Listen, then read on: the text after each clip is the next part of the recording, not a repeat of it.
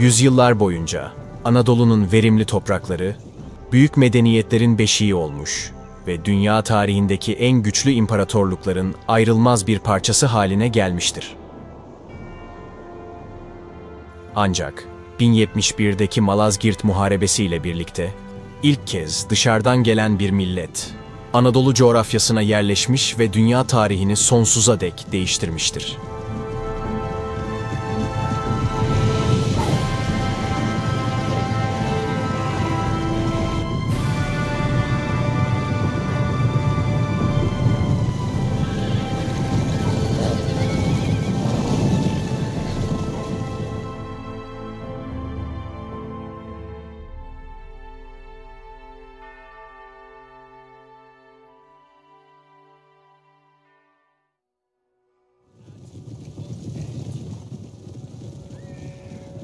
...1071 Malazgirt Savaşı'ndan sonra, Türkler, liderleri Alp Arslan komutasında kısa bir askeri seferle Yarımada'nın büyük kısmını fethetti.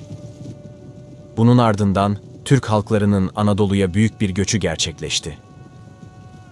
Malazgirt Meydan Muharebesi'nden 100 yıl sonra, Büyük Selçuklu İmparatorluğu, yıllarca süren merkezileşme eksikliği ve kötü yönetim nedeniyle içten içe çöktü.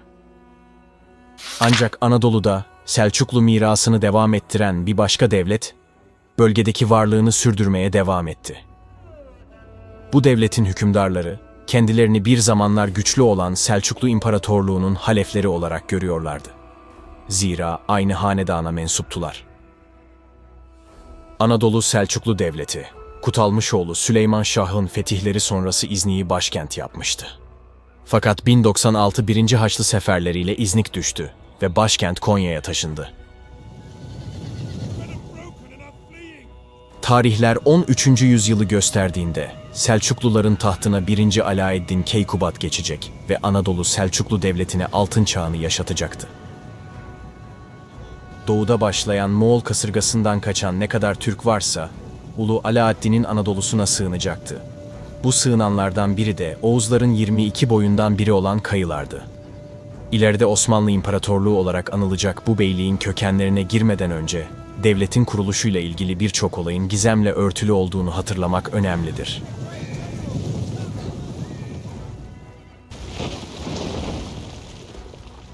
...13. yüzyılın ilk yıllarında Orta Asya ve İran'dan gelen birçok göçebe Türk boyu, Cengiz Han'ın bu bölgelere yaptığı istilalardan kaçarak ata topraklarını terk etti.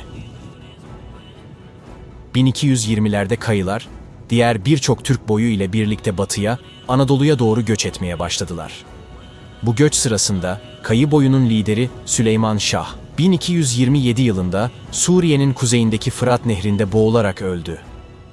Bir kısım Süleyman Şah'ın büyük oğluna katılırken, bir kısım ise hepinizin bildiği, ileride efsanevi bir savaşçı olacak Ertuğrul Gazi'ye katılıp Ankara-Bursa arasına yerleştiler.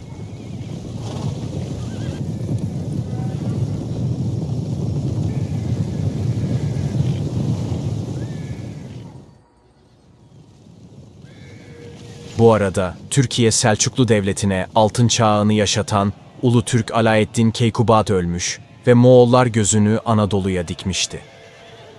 Yeni Selçuklu Sultanı II. Gıyasettin Keyhüsrev, merhum babasının askeri ve diplomatik yeteneklerinden yoksundu ve tahta çıkar çıkmaz Moğol egemenliğini reddederek saltanatına başladı. 1243 yılında Moğollara karşı savaş açtı. Ancak Köse Dağı Muharebesi'nde Moğollar bu koalisyonu ezdi.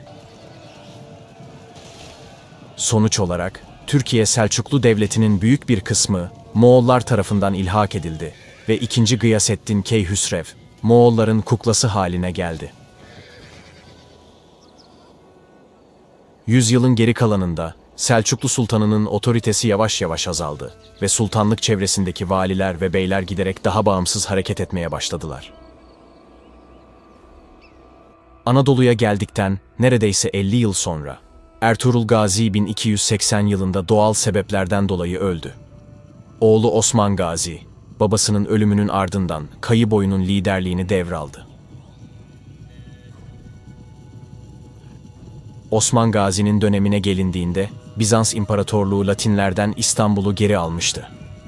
Coğrafi konumu nedeniyle Kayıboyu bu dönemde Bitinya'daki yarı bağımsız Bizans valileri yani tekfurlar ile sürekli ilişkiler kuruyordu. 1280'lerin başında bir şekilde İnegöl Tekfuru ile Osman Gazi arasında gerilimler patlak verdi ve bu gerilim Hamza Bey köyü yakınlarındaki küçük bir çatışmada Osman Gazi'nin zaferiyle sonuçlandı.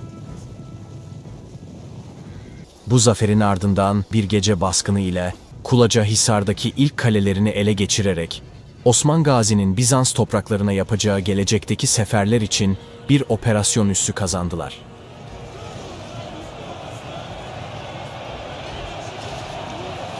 ...1288'de İnegöl ve Karacahisar tekfurları, Osman Gazi'nin bölgedeki etkisini genişletmesini engellemeye çalıştı. Ancak İkizce Savaşı Bizanslılar için yine felaketle sonuçlandı ve Osman Gazi, uzun süren bir kuşatmanın ardından Karacahisar Kalesi'ni ele geçirdi. 1290'larda Kayıboyu, Bizans Bitinyası'ndaki etkisini genişleterek Bilecik, Taraklı, Göynük ve Eskişehir gibi yerleri yerel Bizans tekfurlarından fethetti. Osman Gazi için bağımsızlığın başlangıcı, daha büyük hedeflerin de başlangıcıydı ve 1301 yılında Bizans Bitinyası'na derin bir askeri harekat başlatmak için bir sefer düzenledi. Osmanlı kuvvetleri hızlı bir askeri sefer sonucunda Köprühisar, İnegöl ve Yenişehir'i ele geçirmeyi başardılar.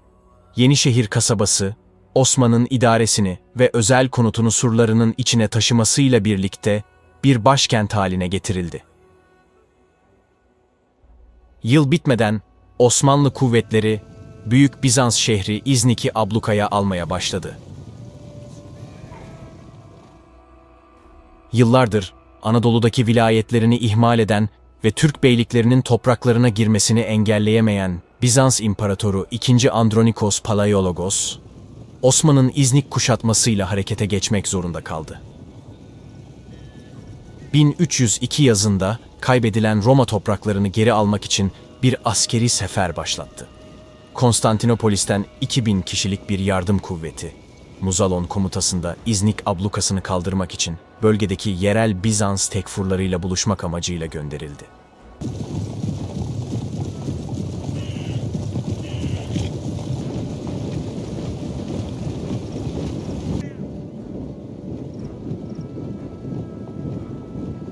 Yardım kuvveti, Yalova sahil kasabasına çıkarıldıktan sonra güneydeki Bizans şehri Bursa'ya doğru ilerlemeye başladı.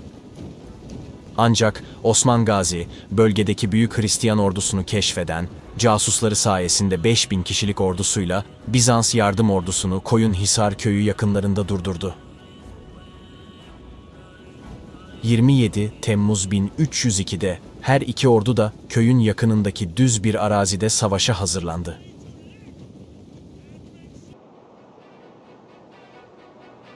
...2000 kişilik Georgios Muzalon komutasındaki Bizans ordusu tamamen piyadelerden oluşuyordu ve bunların 1000'e yakını Balkanlardan gelen alan paralı askerleriydi.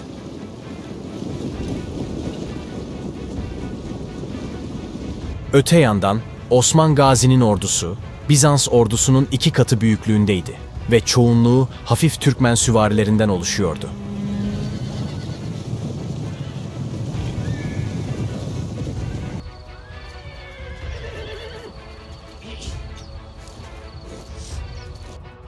Savaş, Müslüman süvarilerinin genel bir saldırısıyla başladı.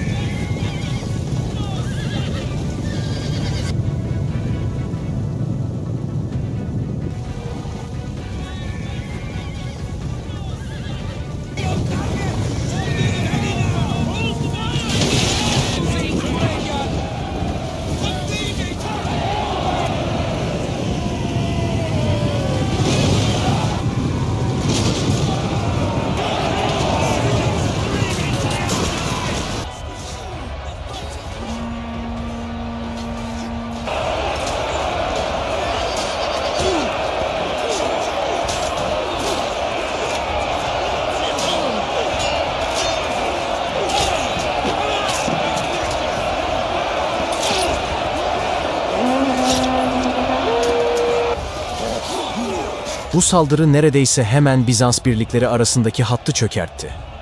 Hattın bu kadar hızlı dağılmasının sebebi, kanatlarda bulunan alan paralı askerlerinin savaş meydanından erken çekilmesiyle oldu. Disiplinsiz alanların çekilmesi, düzenli Bizans piyadelerini Türklerin insafına bıraktı. Canlarını kurtarmayı başaran Bizans yardım kuvvetlerinin kalıntıları ise İznik'e doğru çekilmek zorunda kaldı.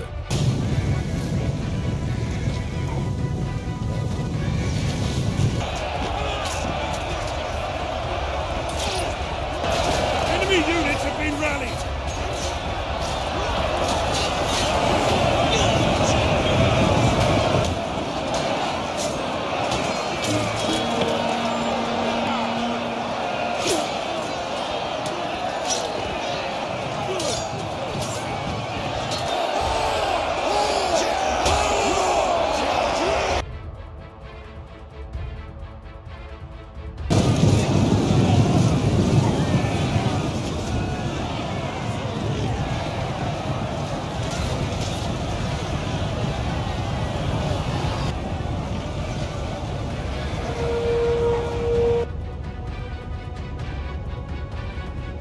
Let me through. Get down. Tarihe Koyunhisar veya diğer adıyla Bafeus Muharebesi olarak geçen bu savaş, yeni kurulan Osmanlı Devleti'nin ilk büyük zaferi olarak tarihteki yerini aldı. Tarihçi Halil İnalcık'a göre Osmanlı'nın gerçek kuruluş tarihi 1299 değil, bu savaşın gerçekleştiği tarih olan 1302'dir.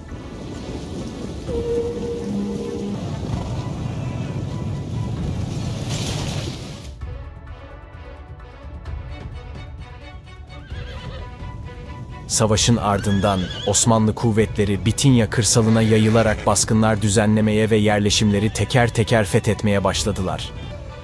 Ancak dağılan Romalıların pes etmeye hiç niyetleri yoktu. Kısa bir zaman sonra iki ordu Dimbos geçitlerinde tekrardan karşılaşacaktı.